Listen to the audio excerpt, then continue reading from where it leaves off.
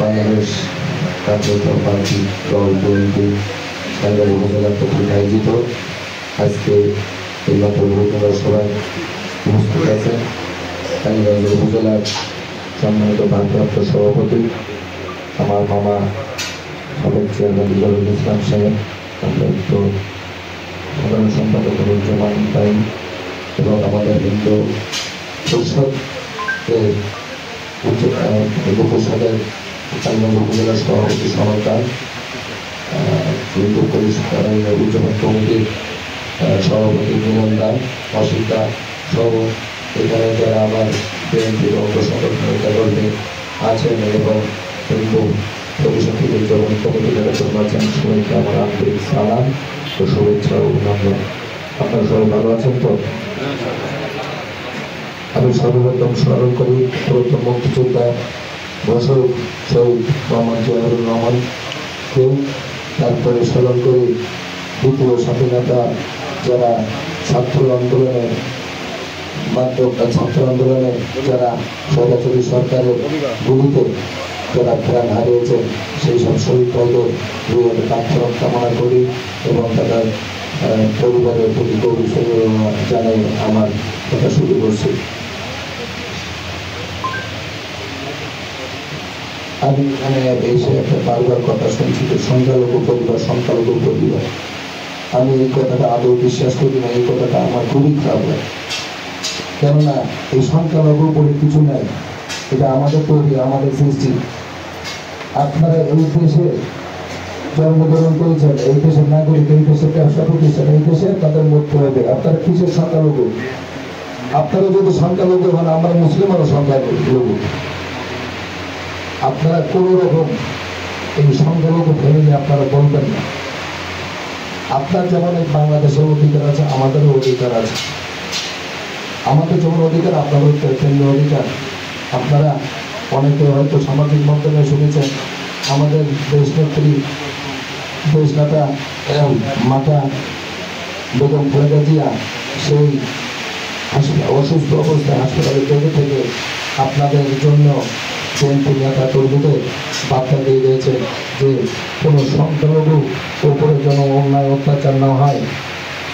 শুধু সংখ্যালঘু না, 18 কোটি মানুষ যেন ভালো থাকে। 18 কোটি মানুষ ভালো থাকলে, বাংলাদেশ ভালো থাকলে আমরা সবাই ভালো থাকবো।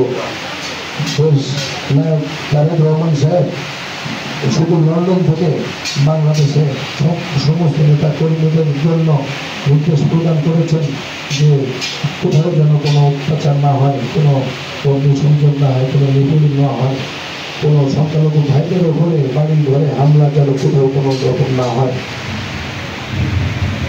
ডাক্তার শহীদুল আলম ভাইয়ের নির্দেশ কোনো রকম কালীগঞ্জ আশাশুনি উপজেলা দেবাটার কোনো মানুষ যেন কোনো নিপীড়িত না হয়। সবাইকে আমাদের নেতাকর্মীদের সবাইকে নির্দেশনা দিয়েছেন।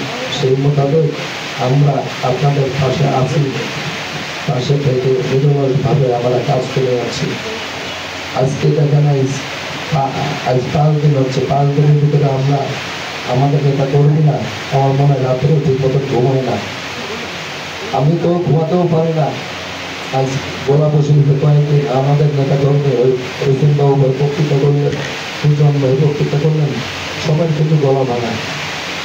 সবাই আমাদের ছাত্রীদের যুবদল স্বেচ্ছাসেবক দল সবাই কিন্তু আমাদের যারা অঙ্গ সংগঠনে নেতাকর্মী আছে প্রত্যেকেই অক্লান্ত পরিশ্রম করতেছে যাতে কোনো রকম এই কালীগঞ্জ উপজেলায় মানে অরাজকতা সৃষ্টি না হয়। আমাদের দলীয় নেতা তারেক রহমান সাহেব ও ডাক্তার শহীদুল আলম ভাইয়ের নির্দেশনা পালন করার জন্য আমরা কখনোই চাই না যে আমরা দেশের অস্থিতিশীল গড়ে তোলার জন্য আপনারা যারা সনাতন ধর্মাবলম্বী ভাইরা আছেন, আপনারা জানেন স্বাধীনতার পর থেকে কত বছর বিএনপি গভর্নমেন্ট দেশ শাসন করেছে, আওয়ামী লীগ শাসন করেছে, জাতীয়বাদী শাসন করেছে। আপনাদের পার্সেন্টেজ কত ছিল দীর্ঘদিন, এখন এসে কত এসে ঠেকেছে।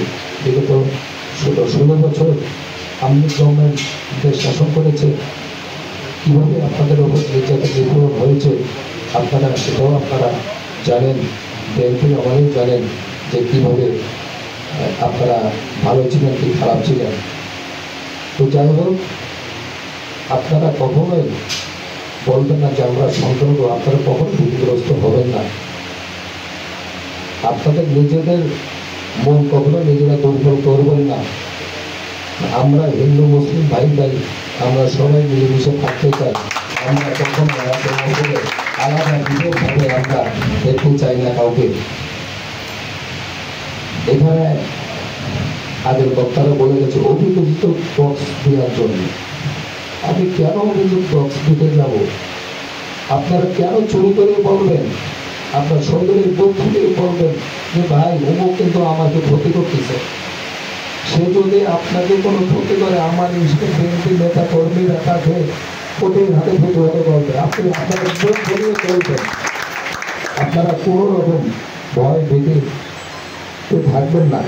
কোনো রকম আপনাদের ব্যবসা বাণিজ্য ক্ষতি হবে না, আপনাদের বাড়িতে হামলা হবে না, কোনো রকম আপনারা ভীতিগ্রস্ত হবেন না। আপনারা তারেক রহমান দেশের নেতৃত্বে আসলে দেখবেন দেশের একটা আমল পরিবর্তন করে যাবে ইনশাল্লাহ। আপনারা দেশের যে দুর্নামগুলো ছিল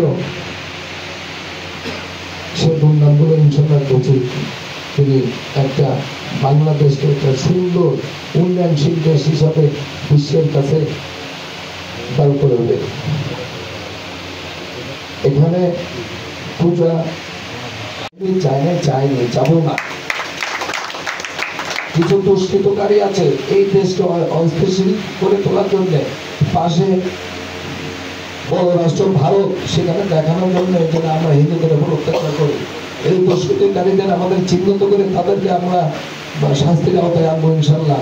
তবে আপনারা কখনো চিন্তা করবেন না কোনো বিএনপি নেতা কর্মী আপনাদের উপরে নির্যাতন করবে। যদি করে আপনারা তাদের নাম ঠিকানা ওই বক্সে না, আপনারা সরাসরি দেবেন, দেখবেন তাকে ধরে নিয়ে আপনাদের মাঝে নিয়ে আমরা তার বিচার করবো ইনশাল্লাহ। যাই হোক, আমিও অসুস্থ, প্রচন্ড মাথা ব্যথা করতেছে, কথা বলতে কষ্ট হচ্ছে, কথা বলতে